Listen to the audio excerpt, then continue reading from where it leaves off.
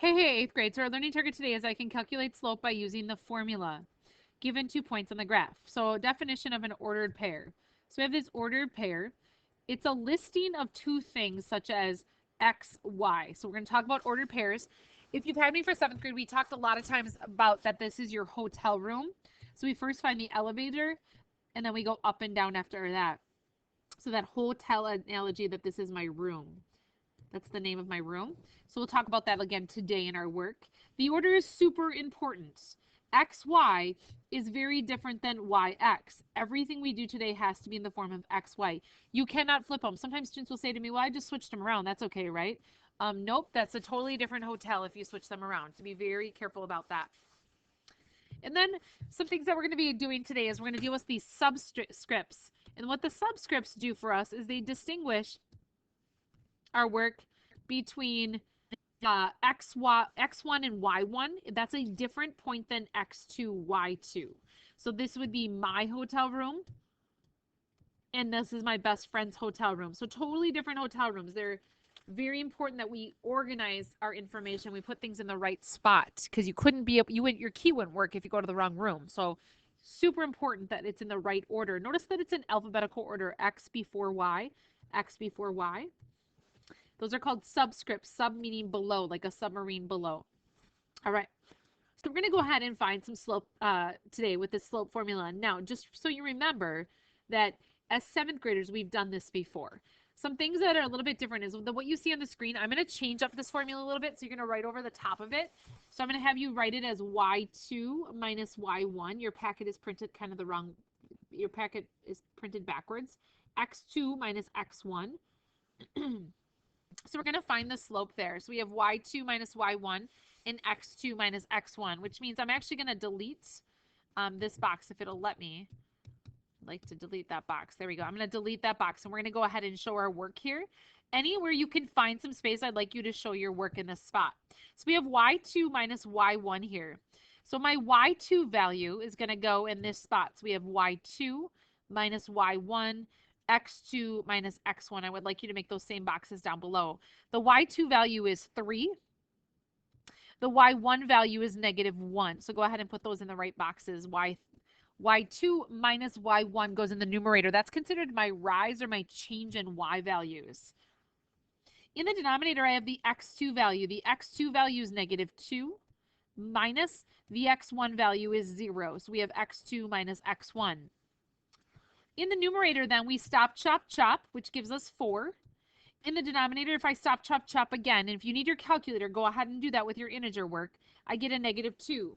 So if we have a rise and a run, I have a triangle problem here, which gives me a -2 for the slope. Slope is -2.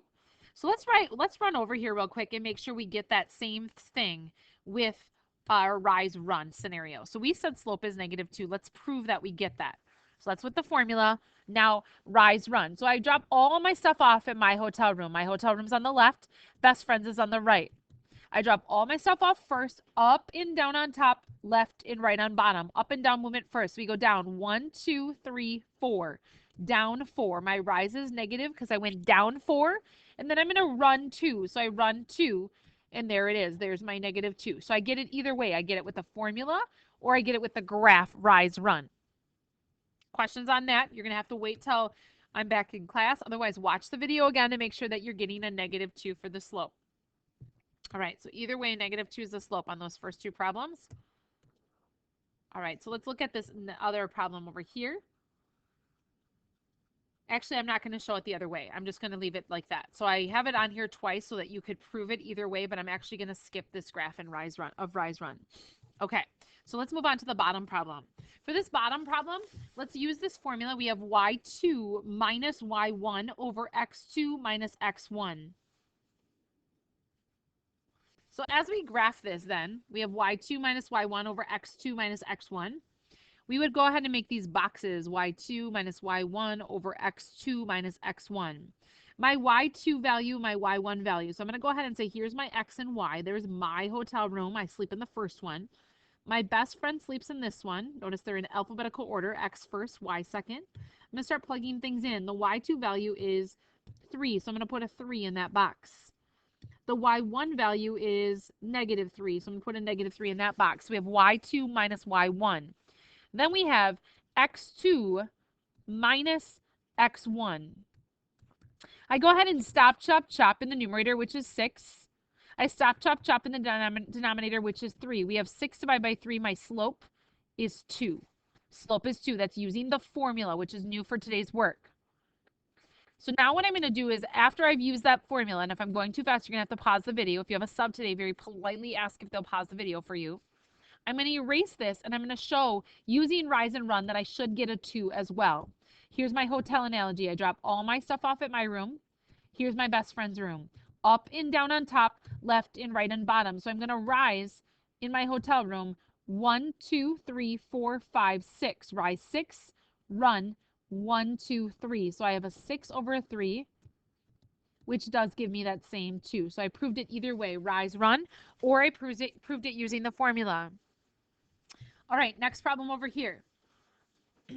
Changing these up a little bit. y2 minus y1, x2 minus x1.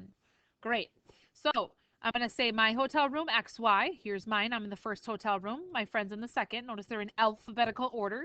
My friend's staying in the second room. Formula is y2 minus y1 divided by x2 minus x1. Putting the right things in the right spot. So the y2 value was this thing I just crossed off. Sorry about that. Is a 1. The y2 value is a 1. My y1 value is a 1. So I have a 1 minus 1 in that numerator. In the denominator, my x2 value is 4. My x1 value is 0. So in my numerator, I have a 1 minus 1. In my denominator, I have a 4 minus 0. So I have a 1, or I'm sorry, my 1 minus 1 should have been a 0 in that numerator. Sorry about that. Having trouble with this pen here. In my denominator, I have 4 minus 0, which is 4. 0 divided by 4 gives me a slope of 0. So I have a slope of 0, means no change. Flat horizontal line, not scary, but I still could ski on it. Now, if I were to rise run this, my hotel room is here. My best friend's hotel room is here. We're talking up and down on top, left and right and bottom. My up-down movement from here to here. My rise would be 0, means we're staying on the same floor. No change in the up and down movement. I would just run over 1, 2, 3, 4 doors and I find my friend. Slope is 0. So either way, rise, run, or the formula, I get a slope of 0. Again, if I'm going too fast, go ahead and pause that video. Otherwise, we're going to keep on moving. My slope in this next problem, I have y2 minus y1 over x2 minus x1. So we have y2 minus y1 over x2 minus x1. My y2 value, let's go ahead and line these up first of all, I guess I should do. So remember, my hotel room's always furthest to the left. So those are mine, the first ones. My best friend's room is furthest to the right. Those are my second ones. So my y2 value is -3. My y1 value is 2. So we have -3 minus 2. My x2 value is 2. My x1 value is 0. So I stop, chop, chop in the numerator. I stop, chop, chop in the denominator. Gives me a slope of -5 over 2. Rise and run. Okay, so that's using the formula, which is the same as rising and running, as I just mentioned. But I'm going to go ahead and erase this data information. I'm going to try to rise run this as well and see if I still get -5 over 2. So that's what I'm shooting for, that I get this same answer when I rise run it. So my hotel analogy would be as follows. Here's my room. I drop all my stuff off first before I go find my friend's room. The movement on that is up and down on top, left and right and bottom. My up-down movement, I would go down 1, 2, 3, 4, 5 floors, down 5. I would go over 2. So my slope is still -5 over 2. You'll see that I get my slope -5 over 2 either way. The formula or rise run, same thing either way. All right, guys, next problem here. We have y2 minus y1 over x2 minus x1. So if we go ahead and look at our data points here, we have xy and xy. Here's the first room because it's furthest on the left. That's my room. And there's the second room because it's furthest on the right. So we have y2 minus y1 over x2 minus x1. My y2 value is 80. My y1 value is 40. My x2 value is 4. My x1 value is 2. So we have 80 minus 40, or my y2 minus my y1 in the numerator. In my denominator, my x2 minus x1, I have 4 minus 2. In the numerator, we have 80 minus 40, which is 40. In the denominator, we have 4 minus 2, which is 2. Gives me a 20 for the slope. Slope is 20. Now, if I go back and I rise red in this, I should get the same answer. Be very careful about the scale. Make sure the scale is good to go. So here's my hotel room. Here's my best friend's hotel room. If I were to rise run this, then my scale would be, I'm going to be going from 40 up to 80. So I rise 40 up to 80, which is a rise of 40. It's 2 lines, but each of those lines represents 20 data points. I'm going to run, and each one of these represents 1. I'm going to run 1, 2. Each one represents 1, gives me a slope of 20. So I have a match. So when I use the formula, I had a 20. When I use the rise run, I had a 20. It's a match. The only thing is be super duper careful over here about your rise run, because this data points, these are actually, each one of these lines is represents 20. So if that's 20, 40, that's a rise of 40, and I'm running 2, 40 divided by 2. So for our summary today, a couple of things. We have y2 minus y1 divided by x2 minus x1. And remember that they are ordered pairs. They're in alphabetical order. So those are the 2 things that I would put down for my summary for today. We have y2 minus y1, x2 minus x1, which is really a rise over a run. And that x1, y1 is different than x2, y2. My hotel room, best friend's hotel room. Okay, so your homework for tonight is to continue on with those formulas, y2 minus y1. Your homework is to do all of page 6. If you're struggling, of course, the answers should be on my website with all the work shown. You can go ahead and take a look at that. If you need an extra sheet, that should also be on my website. Have a fabulous night, 8th grade.